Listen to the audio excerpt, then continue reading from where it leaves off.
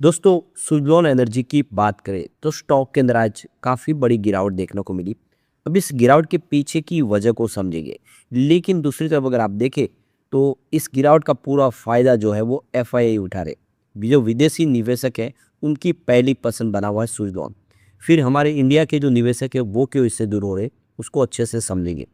अब यहाँ पे आप देख ही सकते हो कि सुज़लोन एनर्जी को लेकर कुछ बड़ी अपडेट है। क्वार्टर वन आने वाला है और क्वार्टर वन का प्रीव्यू हमारे सामने आ चुका है। क्या कह रहे हैं ब्रोकरेज हाउस, किस तरह से रिजल्ट रह सकता है, क्या इस बार रिजल्ट दमदार देगी कंपनी या फिर रिजल्ट में कुछ कमजोरी रह सकती है, अच्छे से समझने की कोशिश करेंगे। सुज़लोन एनर्जी जो विंड एनर्जी से बिजनेस की शुरुआत की थी, अब पूरी तरह से एक रिन्यूएबल सेक्टर की कंपनी बन चुकी है। 2.0 सुज़लोन का शुरू हुआ है, जिसमें इन्होंने अब सोलर से लेके एनर्जी स्टोरेज तक के प्रोजेक्ट देने शुरू कर दिए। ऐसे में क्या है आगे की रणनीति, जानने की कोशिश करेंगे इस वीडियो के माध्यम से। लेकिन फ्रेंड्स, उससे पहले अगर आप पहली बार हमारे चैनल पे आए तो चैनल को सब्सक्राइब कर दीजिए, एक बेल आइकॉन दबा दीजिए ताकि जब भी नया वीडियो बने पहला नोटिफिकेशन आपको मिले। वीडियो पसंद आए लाइक से जरूर कीजिए।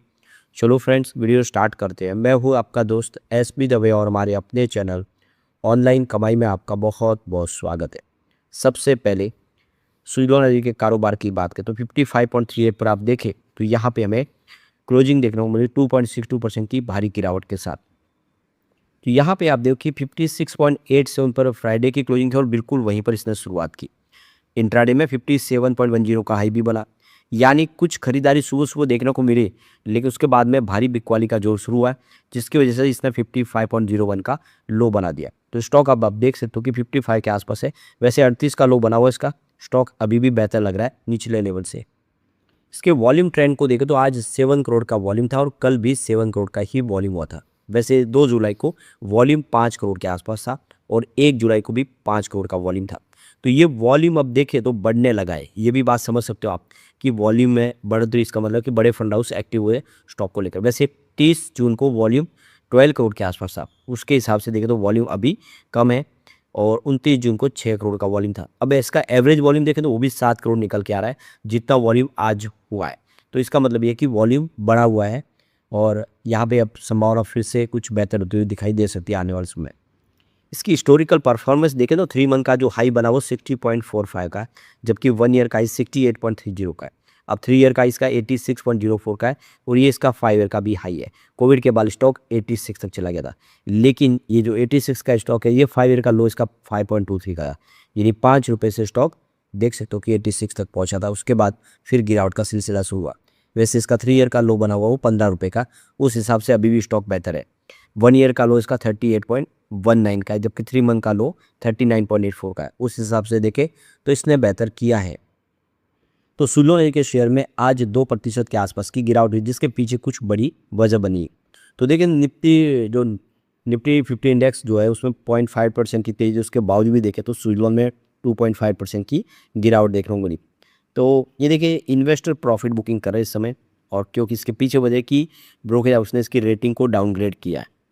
तो यहाँ पे देखिए नोमा ने रिसेंटली इसकी रेटिंग को डाउनग्रेड कर दिया है। तो जो होल्डिंग आप देखें तो बाय की होल्डिंग थी उसको होल्ड पे ले लिया है, टारगेट प्राइस 50 के आसपास। तो ये देखिए करंटली इसी प्राइस के आसपास ट्रेड करा है स्टॉक। तो डाउनग्रेड रेटिंग के पीछे की उनका कहना है कि जो वैल्यूएशन है वो इसकी थोड़ी ज़्यादा लग रही है। अब आप देखिए तो रिकवरी भी हो गया 52 वीक के लो से, और आने वाले समय कुछ बड़ा जबरा ट्रिगर नहीं मिलेगा, यहाँ पे एक बड़ी तेज़ी नहीं बनेगी, ऐसा नोमा को लगता है। दूसरी जो रीजन में जो मार्जिन का दबाव भी देखने को मिल रहा है। देखिए तो Q4 के अर्निंग के दरमियान देखिए सुज़लोन एनर्जी ने यहाँ पे अपना 44.8% का ईयर ऑन बेसिस पे डिलीवरी वॉल्यूम में जंप दिखा है, लेकिन जो एक्चुअली नेट प्रॉफिट है उसमें 5.7% की डिक्लाइन देख रहा हूँ।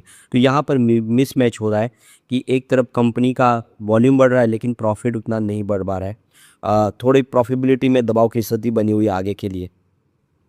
तीसरा यहाँ पे टेक्निकल प्रॉफिट बुकिंग भी आ गई। आप देखें तो स्टॉक निचले लो यानी 52 वीक का जो लो 38.19 वहाँ से 49% रिकवर हो गया था।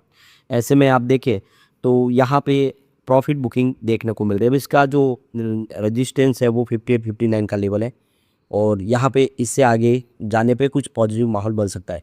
फिलहाल आप देखें तो इसके जो सपोर्ट जोन है वो 55-56 है, जिसके आसपास स्टॉक है। सपोर्ट टूटा तो फिर दबाव की स्थिति भी बन सकती है। अब यहाँ पे देखिए सुज़लोन एनर्जी, वारी एनर्जी और एसीएमई और एनटीपीसी ग्रीन जैसी कंपनियों की प्रीव्यू हमारे सामने आ चुके हैं Q1 के रिजल्ट को लेकर। जो सेंट्रम ब्रोकिंग की तरफ से यहाँ पे देखें तो बाय की रेटिंग दी हुई है सुज़लोन एनर्जी को लेकर, एनटीपीसी ग्रीन को लेकर, यानी सेंट्रम ब्रोकिंग जो है उम्मीद इसमें लेके बैठे कि ये रिन्यूएबल सेक्टर के जो शेयर है वो अच्छा कर सकते हैं आने वाले समय में। तो ये देख सकते हो कि कंपनी का जो रिजल्ट है इसमें सुज़लोन के रेवेन्यू में 21.1% की क्वार्टर ऑन क्वार्टर बेसिस पे कमी देखने को मिल सकती है, लेकिन 38.5% की ईयर ऑन बेसिस पे जंप देखने को मिल सकती है। ये यहाँ पे ब्रोकेज हाउस का अंदाजा है। तो ये देखिए डिक्लाइन की वजह है कि जो सीजनली वीक क्वार्टर है इस बार, सेंट्रम ब्रोकिंग का जो कहना है कि विन डिलीवरी जो रही है वो 623 मेगावाट के आसपास, जिसमें 40% की ईयर ऑन बेसिस पे जंप देखने को मिली है। एबिटेडा मार्जिन देखें तो उसमें भी 73 बेसिस पॉइंट की डिक्लाइन देखने को मिल सकती है क्वार्टर ऑन क्वार्टर बेसिस पे, और जो पिछली बार आप देखें तो ये 17.3% के आसपास रह सकता है। तो इस बार सेंट्रम ब्रोकिंग को लगता है कि थोड़ा दबाव में रिजल्ट रह सकता है। और उसके पीछे की वजह भी बताई कि जो ईपीसी रेवेन्यू उसमें कमी देखने को मिली है। सेंट्रम ब्रोकिंग का कहना है कि कंपनी विंड इंस्टॉलेशन में काफ़ी अच्छा कर रही है, हेल्दी ऑर्डर बुक है। आप देखिए कंपनी को पीएसयू और सीएनआई कस्टमर से काफ़ी सारे ऑर्डर मिल रहे हैं। तो इस समय कंपनी का ओएमएम बिजनेस भी अच्छा कर रहा है। तो ब्रोकिंग हाउस को लगता तो है कि रिजल्ट अच्छे रह सकते हैं, लेकिन उनको लगता है कि क्वार्टर ऑन क्वार्टर बेसिस पे कमजोरी देखने को मिल सकती है इस बार। अब देखना होगा रिजल्ट कैसा रहेगा, तो आने वाला समय बताएगा। लेकिन जिस तरह से कंपनी की ऑर्डर बुक मजबूत है, लगातार बड़े बड़े ऑर्डर प्राप्त हो रहे हैं, उससे ऐसा लगता नहीं कि सुज़लोन में भारी गिरावट हो सकती है। इस बार भी रिजल्ट बेहतर ही रहेगा, क्योंकि पिछली बार भी जो ब्रोकेज हाउस थे इनके अंदाजे को पीछे छोड़ के कंपनी ने दमदार रिजल्ट दिखाया था। अब यहाँ पे एक जो अपडेट और निकल के आ रही है, एफआईए ने सुज़लोन एनर्जी समेत 5 स्टॉक के अंदर अपनी हिस्सेदारी बढ़ा दी है। तो पिछले 3 महीनों में 67% के आसपास का रिटर्न देने वाली है ये कंपनियां, जिसमें सुज़लोन भी शामिल है। तो विदेशी निवेशकों की पहली पसंद बना हुआ, विदेशी निवेशकों ने इसमें बहुत शानदार निवेश किया है। तो एफआईए आमतौर पर वो निवेशक होते हैं जिनके पास काफ़ी गहरा रिसर्च होता है, उनके पास एक टीम होती है और वो बारीक नज़र रखते खरीद बिक्री पे। तो देखिए एफआई ने पिछले तिमाही की तुलना में बीएसई में लगभग 67 मिड कैप शेयरों में हिस्सेदारी अपनी बढ़ा दी है। इस तिमाही के अंत तक लेकर अप्रैल की शुरुआत तक इन्होंने कई शेयरों में अच्छा इनको रिटर्न भी मिला है। तो 5 कंपनियां चुनी गई यहाँ पे जिनमें एफआईए ने अपना इन्वेस्टमेंट बढ़ाया है। तो पहली कंपनी यहाँ पे देखिए रिलैक्सो फुटवेयर है, जिसमें 67% की तेज़ी बनी है और आप देखें इसमें एफआई का निवेश बढ़ा है। दूसरी जगह न्यू इंडिया एश्योरेंस कंपनी, जिसमें 58% की तेज़ी बनी है पिछले 3 महीनों में, इसमें भी हिस्सेदारी एफआई ने अपनी बढ़ा दी है। तीसरी कंपनी यहाँ पे भारत हैवी इलेक्ट्रिक लिमिटेड, जिसने 56% की तेज़ी 3 महीनों में बताई है और यहाँ पे एफआई की होल्डिंग बढ़ चुकी है 7.23% पर आ गई है, जो पहले 6.28% थी। अब नंबर 4 पे सुज़लोन एनर्जी है, जिसमें पिछले 3 महीनों में 44% की तेज़ी देखने को मिली है और यहाँ पे एफआई ने अपनी हिस्सेदारी बढ़ा दी है। देखो 23.73% की होल्डिंग थी, जो बढ़ा के 23.85% यानी एफआई को इस स्टॉक में दम लग रहा है।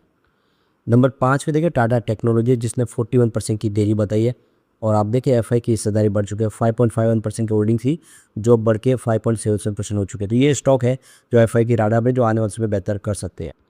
लेकिन फ्रेंड्स, कोई भी इन्वेस्टमेंट करने से पहले अपने फाइनेंशियल एडवाइजर से एडवाइस ले लें या अपना खुद का रिसर्च करें, क्योंकि मैंने वीडियो आपके एजुकेशनल पर्पज़ के लिए ही बनाया। वीडियो पसंद आए तो लाइक जरूर कीजिए और चैनल को सब्सक्राइब कर दीजिए। Thank you friends.